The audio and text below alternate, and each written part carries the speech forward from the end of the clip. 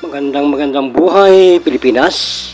Muli sumasa inyo po ang ating programang Lingkod Bayang Balita na may pusong mapagkawang-gawa sa mundo ng kalusugan, himalat, kaligayahan, kagandahan, katiwasayan, kapayapaan. Ito ang inyong Lingkod Bayan, Doc Ancient John Ugaire, specialist. Naglilingkod bayan po para sa ating mga balita.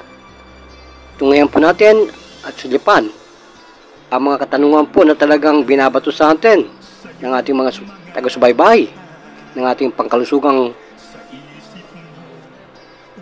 pagkikipagkaisa sa lahat po ng mga taong nasa banig ng karamdaman.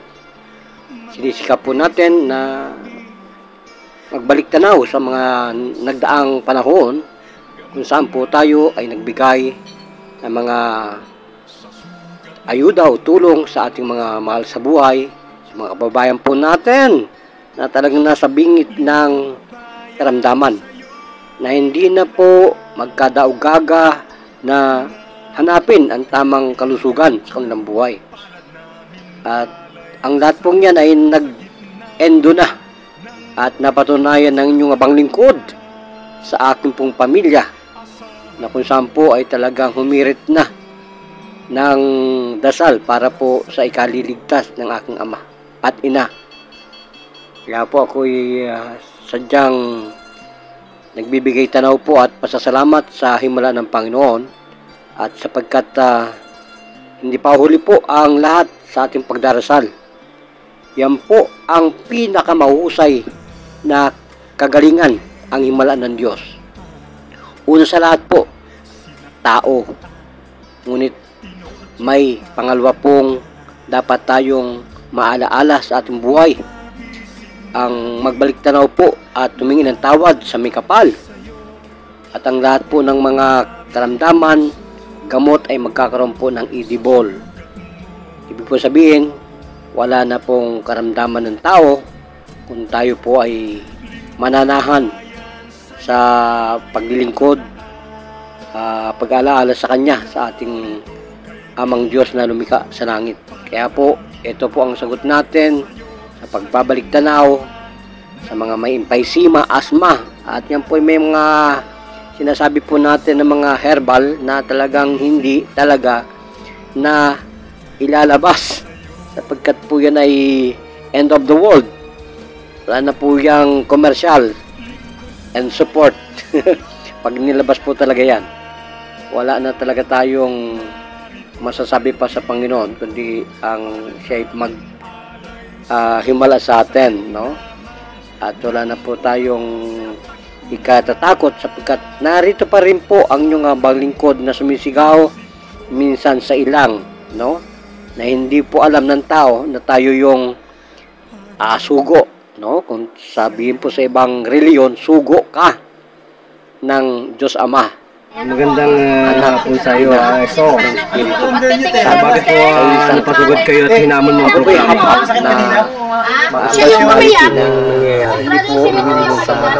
na ito po na yun, tungayan po natin. Galing ka lang, kagagaling mo sa doktor mo sa ospital kahapon. Bakit po hanggang ngayon dinidemonyo ka pa ng iyong asma? Masakit po lagi kasi yung dibdib ko. Masakit ang dibdib mo. Bakit hindi po tinanggal ng doktor? Galing na kami sa doktor. Sabi ng doktor, ibili mo lang gamot. Hindi po nakabili ng gamot dahil kulang sa budget. Bakit po dito, sinampal ko lang, nasaan na po ang asma? Po. Pero mayroon kunti na lang po yung pinakaan niya. Pero okay na po. So, lalagyan pa po natin ng isa pa para maging okay. Patakan mo nga ng konti pa. Saan po kayo napatakan ng isa dito? Dito ba sa kanan, dito sa kaliwa? Saan ka pinatakan? Sa kanan mo lagyan mo yung asma para mawala. Sa kanan? Dito sa kanan. Kasi lahat yan. Saan ay solusyon ko sa mata? So nasaan po yung impact, no? So nasaan po yung impact talaga ngayon? Ha? Okay naman po. Nasaan po yung bigat? Ha? Okay na po. Yung sakit? Ito na nga masakit. Ha? Hindi na nga masakit. Okay, dito po yun ha. Opo. Lambutan niyo, so lambutan. Takado ako bakit napakatigas ang tiyan mo. Talaga bang matigas ang tiyan mo? Opo. Kailan pa nagtigas? Ano ka? Boxer ka ba? Naman po. Parang di pintigas naman. Ano saan po yung bigat ng dibdib mo ngayon? Wala na. Ha? Okay na po. Out of 10, nasaan po yung bigat? Ayos naman po. Kahit isa, walang bigat? Okay na po yung pakiramdam niya po. Hindi na po ganong ano. Wala na kabigatan. Bakit sana? O sabihin mo, Dok, dapat magiging mo yung karamdaman namin. Hindi na yung kailangan pa ng reseta mo. Kung talagang doktor ka, segundo lang, pagalingin mo ang karamdaman. Tama ba, nanay? Kung doktor ka, pagalingin mo na segundo lang ang karamdaman. Tama? Segundo lang, yun ang Panginoon eh. Eh kung ikaw ay tika-tika, nakakaya ka. Opo, pangalan po ninyo. Do you really like to challenge me? Do you really like to experience that? Are you ready to die? And then tell me. I gonna be, Are you po? you and me, become one. You will suffer a lot, but then the punishment will leading you to a better servant as a doctor. Because you're gonna experience that. And then you will be Try mo ilakad. raised from the dead. Just like Lazarus, awaken from the dead. Do you understand my tongue? Awaken the dead body. If you are American citizen, then watch my word and watch my tongue. If you're gonna believe me, and then believe me. If you don't believe me, and then go away. Stay sick and stay dying because you are using the holistic approach. Your book is so much many, but then inside the content is nothing, useless. So magpakilala po kayo. Ako si Christopher Suarez. Barangay Tanod. Tanod po. Dito po kay Joel Bacolod. Joel Bacolod. Magpasalamat po kay Chairman Joel Bacolod, Honorable Chairman. Pabuhay po kayo. Pasalamat po kay Joel Chairman. Bacolod na nandito ako para sa kanya pagaling. Nahihirapan ka na. Nahihirapan ako. Sabi mo, Chairman, pabuhay ka. Sabi po niyo, Chairman Joel, pabuhay ka. German. Joel Bacolod, pabuhay ka. Yan, Chairman. Ako, Chairman, sana lagi kang nandyan dahil napakabait ng iyong administrasyon at mamayagpag po ang inyong paglilingkod. Tularan ka ng buong Caloocan, North Caloocan and South Caloocan. So, lahat po ng mga guardians ay nagbibigay-pugay po, sumasaludo sa inyo. Ang One Guardians Malabon and Guardians Magistrate Advocate for Democracy International. Yan po si Nang Jimadi. At ang ating pong naglilingkod bayan, ang inyong lingkod, Brother John. Pero short while magbabalik po pagkaraan ng isang Diyos mabalos. At pamarisan po ang mga katulad natin naglilingkod bayan. So, maraming salamat at hinamon mo ang programa.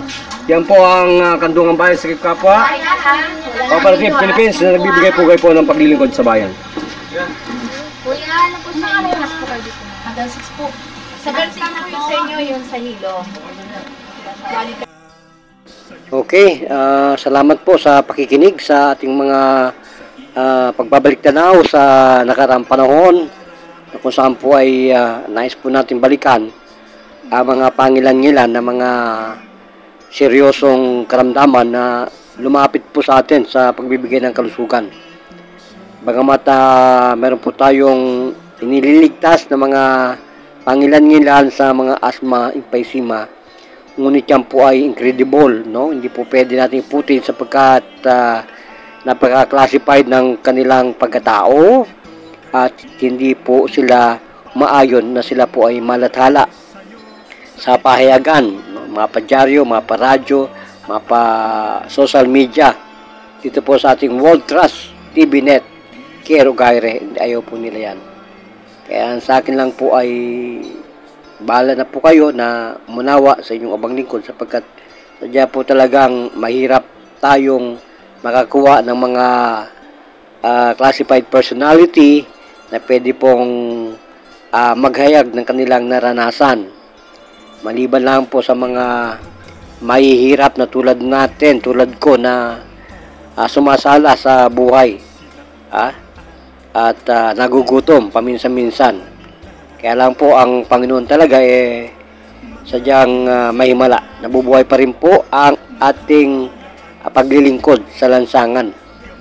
At tayo po ay ulitin natin ay sumisigaw lang po sa ilang na parang si John Baptist, no, ng ating pong Panginoon, no? One God, one nation po tayo. So akap po natin lahat ng mga relasyon natin sa relihiyon at wala po tayong sinisino, wala po tayong pwedeng